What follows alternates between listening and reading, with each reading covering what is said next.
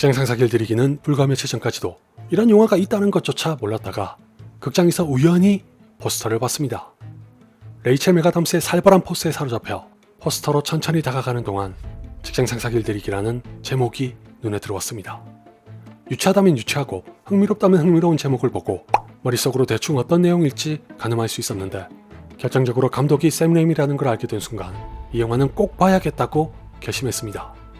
그도 그럴 것이 포스터를 유심히 보셨다면 아시겠지만 개인적으로는 안 그래도 죽이고 싶은 상사와 무인도에 고립됐다는 문구만으로도 호기심을 갖게 된 영화를 샘 레이미가 연출했다고 하니 더 따지고 자시고 할 게 없었습니다.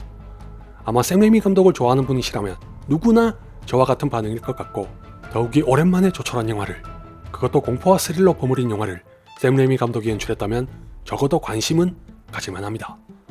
막상 보니 제목과 은근히 어울렸으나 정작 기대에 부응하지 못합니다.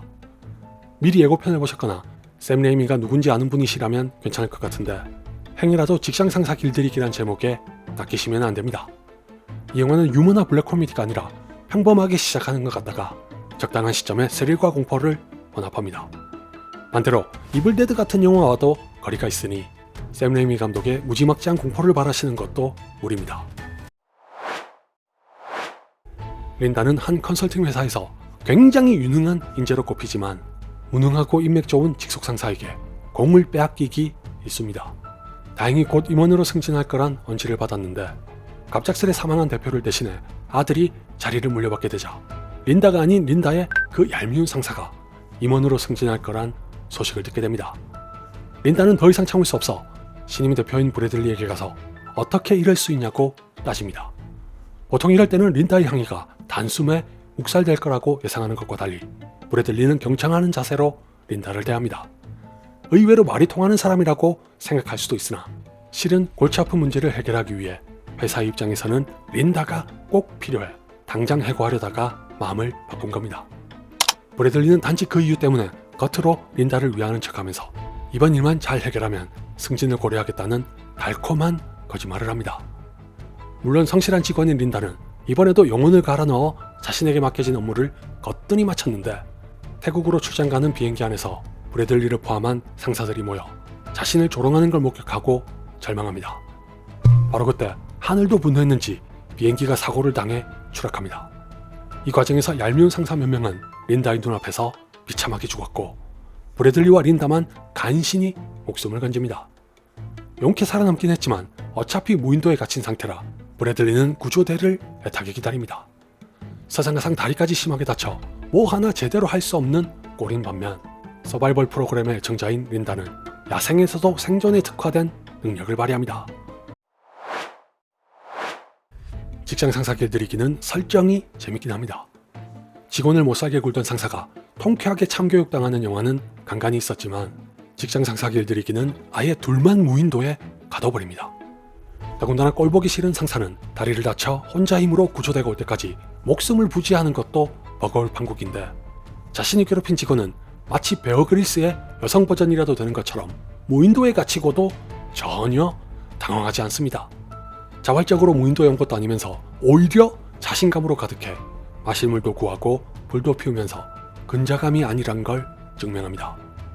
심지어 멧돼지까지 잡아서 자신을 비웃던 브래들리에게 한 방 먹이기까지 합니다. 브래들리는 무인도에 당도한 직후부터 린다가 아니었으면 이미 죽었을 처지인데다가 혼자서는 제대로 걷지도 못할 몸이라 오로지 린다의 생존력에 기대 일용할 양식을 구하는 게 고작입니다. 이쯤 되면 두 사람의 권력 구도가 역전되기 마련이고 실제로 린다는 현실과 주제를 파악하지 못한 브래들리에게 여긴 직장이 아니며 당신은 얼마 전까지 내가 그랬던 것처럼 지독한 상사를 만난 거라고 조언합니다. 덕분에 현실에서 역같은 상사와 일하시는 분들에게 자그마한 대리만족을 안겨줄 것 같긴 합니다. 배경이 회사에서 무인도로 바뀌면서 브래들리와 린다의 입장도 바뀐 총극을 보고 있노라면 더럽고 치사이도 먹고 살기 위해 꾹 참고 일하는 모든 직장인의 삶과 겹쳐집니다.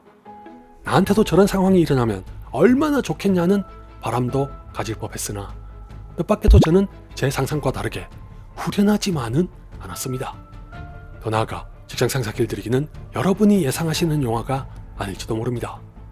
왜냐하면 애초에 이 영화의 목적은 단순히 부하 직원과 상사의 입장을 역전시켜 억눌렸던 울분과 분노를 해소하는 게 아닙니다.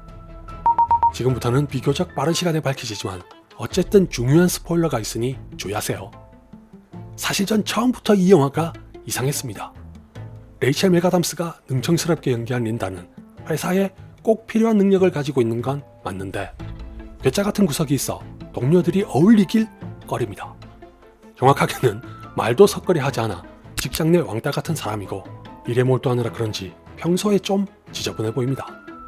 게다가 사무실에서는 취식 금지인데도 눈치 없이 태연하게 샌드위치를 먹질 않나, 그 샌드위치를 냅다 서랍에 집어넣질 않나, 보통 평범하거나 일반적으로 보이진 않길래 왜 굳이 그렇게 묘사하는 건지 의문이었습니다.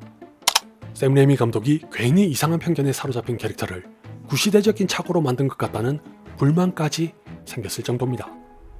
직장에서 열심히 일해도 인정을 못 받거나 무시당하는 직원은 얼마든지 있으니 다른 디테일까지 추가할 필요는 없다고 생각했기 때문이었으나 전반부가 지나갈 무렵에 샘 레이미 감독이 그린 큰 그림이 나타납니다. 린다는 그냥 유능한 직원이 아니라 실제로 이상한 사람이 맞습니다. 아니, 여러분도 한번 생각해보세요. 제 아무리 서바이벌 프로그램의 애청자라고 해도 멧돼지까지 잡는 건 과장이 심하지 않나요?